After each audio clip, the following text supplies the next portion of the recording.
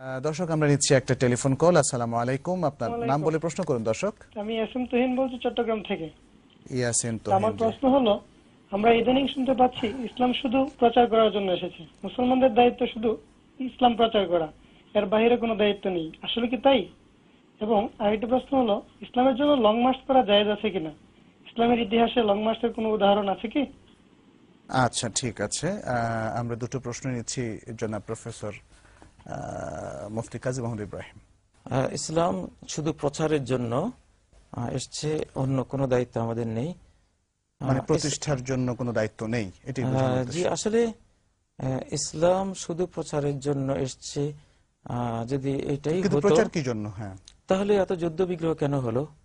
তাহলে রাসূলুল্লাহ সাল্লাল্লাহু আলাইহি ওয়াসাল্লাম নিজে মদিনা রাষ্ট্র কেন তৈরি করলেন? তারপরে আবু বকর সিদ্দিক রাদিয়াল্লাহু তাআলা আনহু, খোলাফায়ে রাশেদিন, তারা সবাই মদিনা সেই অর্ধ পৃথিবী জুড়ে যেই ইসলামিক রাষ্ট্র তৈরি করে ইসলামের সমস্ত আইন কানুন বিধি বিধান সভ্যতা সংস্কৃতি যা আছে এর যে বিশ্বাস সব চেতনা সবকিছু যে প্রতিষ্ঠিত করলেন, যদি শুধু প্রচারের উপরেই প্রচারের জন্য ইসলাম আসতো তাহলে প্রতিষ্ঠার কষ্ট করা দরকার ছিল না, কোনো প্রয়োজনই ছিল না। আচ্ছা, এই সম্পর্কে কোরআন হাদিসে কোনো দলিল আছে? জি, সূরা শুরার 13 নম্বর আয়াত, বিখ্যাত আয়াত, যেটা আন আকিমুদ্দিন ওয়ালা তাতাফাররাকু ফি, দ্বীনকে সকলে মিলে কায়েম করো, এস্টাবলিশ করো, প্রতিষ্ঠিত করো।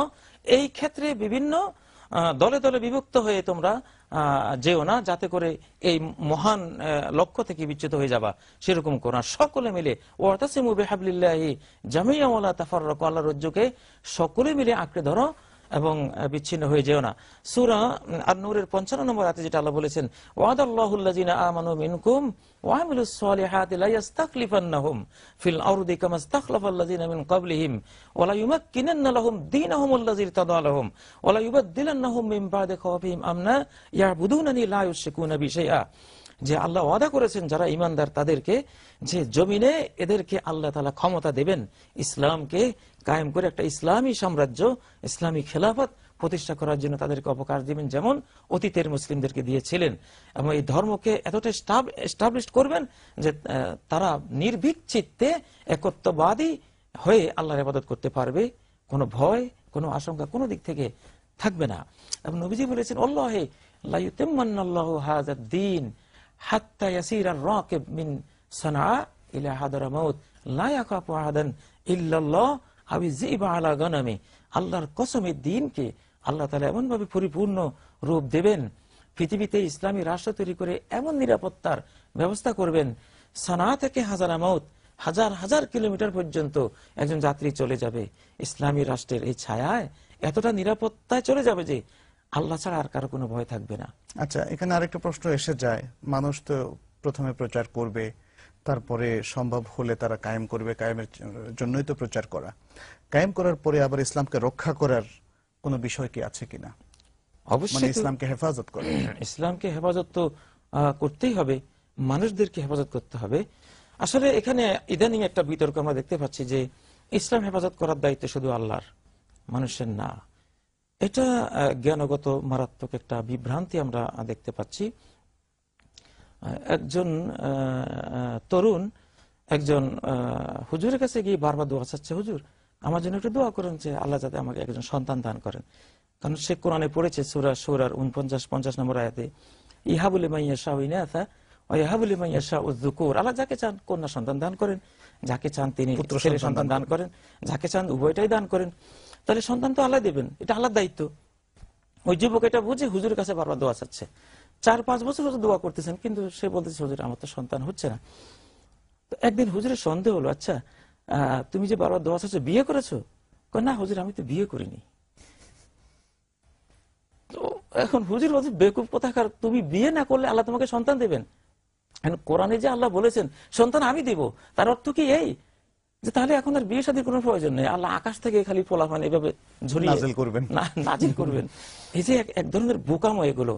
আল্লাহ যে দেন এটা একটা সিস্টেম আছে, আল্লাহ রিজিক দেন এটা সিস্টেম আছে। তাহলে যারা বলছেন যে আল্লাহ ইন্নাল্লাহু রাজ্জাকু যুল কুওয়াতিল মাতিন, আল্লাহ রিজিক দিবেন নিঃসন্দেহে, আমরা কেন কষ্ট করছি? ব্যবসা বাণিজ্য কেন করছি?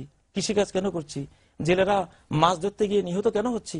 তাহলে তো এখন মাছ আল্লাহ দিবেন, এখন সবাই বাড়িতে বসে থাকি, ব্যাংকিং সব বন্ধ হয়ে যাক, যত কৃষি আছে সব বন্ধ হয়ে যাক, আল্লাহ তো খাওয়াবেন, খাওয়াবার দায়িত্ব আল্লাহর।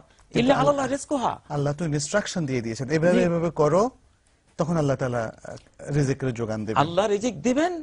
এর অর্থ এই নয় আসমান থেকে ধান নাজিল হবে, চাল নাজিল হবে, মাছ আকাশ থেকে পড়তে থাকবে, গরুর গোস্ত জবাই হয়ে রান্না হয়ে একেবারে ওখান থেকে পড়তে থাকবে, এটা তো নয়। তিনি রাজ্জাক, অর্থাৎ তিনি রিজিক দেবেন, কিন্তু মানুষকে শ্রমিক হিসেবে ব্যবহার করবেন। কেউ কৃষক হবে, কেউ ব্যবসায়ী হবে, কেউ ডাক্তার হবে, কেউ ইঞ্জিনিয়ার হবে, কেউ প্রশাসক হবে, ইঞ্জিনিয়ার হবে। কাউকে আল্লাহ রাজ্জাকের এই দায়িত্ব পালন করার জন্য এক দলকে আল্লাহ লাগিয়ে দিয়েছেন, এরা শুধু চিড়ার মুড়ি বিক্রি করে, এটা তো লাগবে। একদলকে লাগিয়ে দিয়েছেন শুধু কসাই, আজীবন বংশের পর বংশ শুধু কসাই হয়। তাহলে হেফাজতের বিষয়টা এখন আসতে পারে, যেটা ঠিক এইরকমই ইসলাম যে আল্লাহ হেফাজত করবেন, সেটার জন্য আল্লাহ লক্ষ কোটি শ্রমিক পৃথিবীতে তিনি নিয়োজিত করেছেন। লা ইয়াজালুল্লাহু ইয়াগরিসু লিহাযাদ দ্বীন গারসান, নবীজি বলছেন এই দ্বীনকে রক্ষার জন্য যুগ যুগান্তরে বহু লোক আল্লাহ সৃষ্টি করবেন। ইন্নাল্লাহা ইয়াবআসু লিহাযাদ দ্বীন আলা কুল্লি রা'সি মিয়াতি সানাতিন মান ইউজাদ্দিদু লাহা দীনাহা। প্রত্যেক 100 বছরের মাথায় আল্লাহ তাআলা এমন সব লোকেদেরকে পৃথিবীতে সৃষ্টি করবেন যাদেরকে দিয়ে এই দ্বীনকে রিনিউ করে দিবেন, সংস্কার করে দিবেন, নবায়ন করে দিবেন, দ্বীনের হেফাজতটা তিনি এনশিওর করবেন। আচ্ছা, আমরা কি দ্বিতীয় প্রশ্ন থেকে যেতে পারি কিনা? ভাই ইয়াসিন আরেকটি প্রশ্ন করেছেন যে ইসলামের ইতিহাসে লং মার্চের কোনো ঘটনা কি আছে? পুরো ইসলাম তো লং মার্চ দিয়ে ভর্তি। যেমন রাসূলুল্লাহ সাল্লাল্লাহু আলাইহি ওয়াসাল্লাম যে তবুক যুদ্ধে গিয়েছিলেন নবম হিজরিতে, সেই হাজার হাজার কিলোমিটার দূরে মদিনা থেকে রোম পর্যন্ত তিনি যে তবুক পর্যন্ত তিনি যে গিয়েছিলেন, তবুকটা 1000 কিলোমিটার চেয়ে একটু কম মদিনা থেকে। জি, আচ্ছা, যাই হোক, এটা তো বিশাল এক লং মার্চ, যেটা আল্লাহ নিজে কোরআনে বলেছেন। লং মার্চটা মানে কি? মানে দীর্ঘ যাত্রা। দীর্ঘ যাত্রা। আচ্ছা, আল্লাহ বলেছেন মুনাফিকরা লাউ কানা সাফারান কাসিদান লাউ কানা আরাদান করিবান ওয়া সাফারান কাসিদান লাত্তাবাউক, যদি নগদ কিছু পাওয়া যেত আর সফরটা সংক্ষিপ্ত হতো, শর্ট মার্চ যদি হতো, লং মার্চ না হয়ে লাত্তাবাউকা, তাহলে শর্ট মার্চ হলে এরা কিন্তু তারা মুনাফিকরা আপনার পিছে পিছে আসতো, কারণ বেশি তো কষ্ট হবে না। ওয়ালাকিন বাউদাত আলাইহিমুশ শুক্কা, কিন্তু সফরটা যে বিরাট দীর্ঘ লং হয়ে গেছে, এই জন্য মুনাফিকরা আমরা এত দূরে যেতে পারবো না। তাহলে লং মার্চ তো রাসূল করেছেন। তবুকের যুদ্ধ ছিল লং মার্চ। তবুকের যুদ্ধেও তো আমরা দেখি কেউ হেঁটে গিয়েছেন, কেউ ঘোড়ায় গিয়েছেন, কেউ উঠে গিয়েছেন। এবং মক্কা বিজয় যেটা মদিনা থেকে প্রায় 450 কিলোমিটার, এটা কি লং মার্চ নয়? অবশ্যই এটাও তো লং মার্চ। সেখানে গিয়ে মক্কা জয় করে এসেছেন। মুতার যুদ্ধ, সাহাবীদেরকে যে পাঠালেন রোমের বিরুদ্ধে যুদ্ধ করতে, সেটাও ছিল একটা লং মার্চ। তারপর এইটা ছাড়াও সাহাবীরা একটা হাদিসের জন্য লং মার্চ করেছেন, মদিনা থেকে মিশর পর্যন্ত। হযরত উকবা রাদিয়াল্লাহু তাআলা, আবু আইয়ুব আনসারী, তিনি উকবা থেকে একটা হাদিস নেওয়ার জন্য সুদূর মদিনা থেকে মিশর পর্যন্ত তিনি লং মার্চ করেছিলেন। আরেকজন সাহাবী হযরত জাবের আব্দুল্লাহ ইবনে উনাইস থেকে একটি হাদিস নেয়ার জন্য মক্কা থেকে সিরিয়া পর্যন্ত হাদিস নিতে গিয়েছিলেন। কেন? তারা ইসলামকে হেফাজতের জন্য না? অবশ্যই ইসলামকে হেফাজত করার জন্যই। আসলে এগুলো কতগুলো বিভ্রান্তি বা তাহরিফ, বিকৃতি সাধন করা। নবীজি বলেছেন যে ইয়াহমিলু হাযাল ইলমা মিন কুল্লি খালাফিন উদুলু, আমার এই ইলমে দ্বীনকে গ্রহণ করবে প্রত্যেক প্রজন্মের ন্যায়পরায়ণ আল্লাহ ভীরু মানুষগুলো। তাদের কাজ হবে 3টা। ইয়ানফুনা আনহু তাহরিফাল গালিন, সীমা লঙ্ঘনকারীরা যে বিকৃতি করবে, অর্থ বিকৃতি করে মানুষের কাছে পেশ করবে, এটাকে তারা প্রতিহত করবে। তারপর ইনতিহাল আল মুবতিলিন, বাতিলপন্থীরাও একটু ইসলামিস্ট হওয়ার জন্য কিছু কিছু কোরআনের আয়াত, নবীর হাদিস যে ব্যবহার করা শুরু করবে, এটাও সহিহ উলামারা প্রতিহত করবে। আর কি তা'ওয়িল আল জাহিলিন, মূর্খরা যে কোরআনের ব্যাখ্যা হাদিসের ব্যাখ্যা দেওয়া শুরু করে দেবে, এই অপব্যাখ্যাগুলিকে ওলামা, সত্য ওলামারা প্রতিহত করবে। এটা কিন্তু দায়িত্ব। কোরআন এবং হাদিসের দলিল দিয়ে আজকে আমরা বাংলাদেশে দেখতে পাচ্ছি 3টা শুরু হয়েছে, বিকৃতি এবং ইসলামিস্ট সাজার জন্য নাস্তিকরা পর্যন্ত একটু কিছু কোরআন হাদিসের অপব্যাখ্যা করছে ইত্যাদি, এগুলো শুরু হয়েছে। তো এগুলো প্রতিহত করে সঠিক ব্যাখ্যা, সঠিক ইসলামকে উপস্থাপন করা ওলামা কেরামের অবশ্যই দায়িত্ব। আচ্ছা, এর সাথে সম্পর্কিত দুটো প্রশ্ন একটু করতে চাই সংক্ষেপে। অনেকের ধারণা পৃথিবীর ইতিহাসে মাও সেতুং নাকি প্রথম লং মার্চ শুরু করেছিলেন।